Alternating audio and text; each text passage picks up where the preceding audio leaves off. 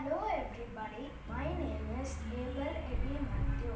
I am studying in 5th standard in Montfort School, Cartoon Trichy. I am interested in making robots, so I joined SP Robotics, Cartoon Trichy. This is my foundation level project, Automatic Lightning Garage. Here I use some components for my garage: power supply board, light sensor and LED.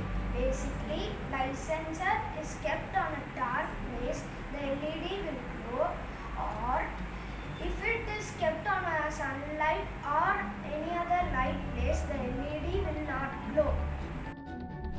I used light sensor, so in case someone forget to switch off the garage light in the morning, the electricity bill will increase and the bulb get damaged. So to overcome this problem, I use light sensor. When the sunlight falls on the light sensor, the bulb will automatically be shut off. So let's see the demo.